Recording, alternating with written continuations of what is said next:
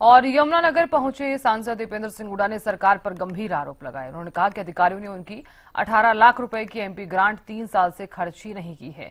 ऐसे अधिकारियों पर कार्रवाई होनी चाहिए। करनाल में बीजेपी कार्यालय बनाने के लिए 40 पेड़ काटे जाने पर भी उन्होंने सवाल उठाए।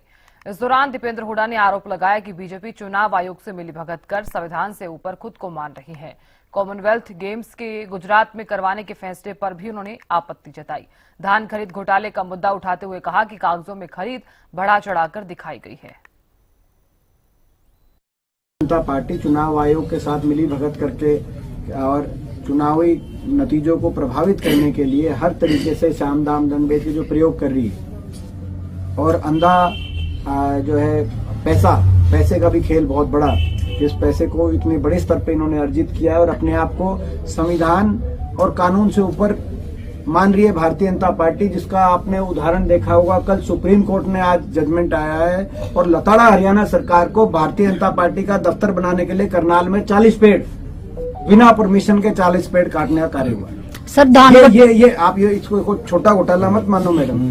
40 पेड़ काटने का काम जो है बीजेपी का दफ्तर बनाने के लिए आलीशान दफ्तर बन रहे हैं हर जिलों में। इतना पैसा इन्होंने अर्जित कर लिया है, लेकिन पैसे का और सत्ता का इतना घमंड बीजेपी में कि 40 पेड़ काट दिए बिना परमिशन लिए। सुप्रीम कोर्ट को लताड़ना पड़ा, कल आपने देखा होगा। ये करनाल का मामला है। मैं समझता हूँ कहीं ना कहीं नायब सैनी जी को और खट्टर साहब को इस बात के लिए जो है इस पे जवाब देना चाहिए।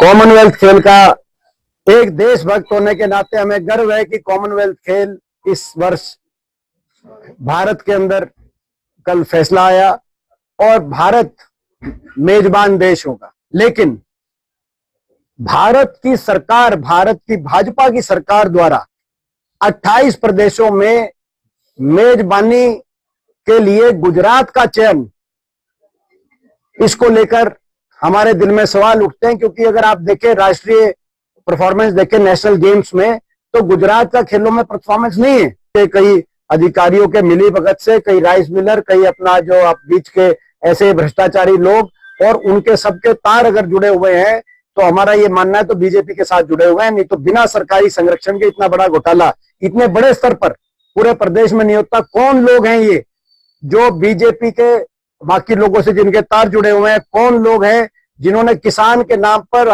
हजारों करोड़ का धान घोटाला प्रदेश में करने का काम किया है?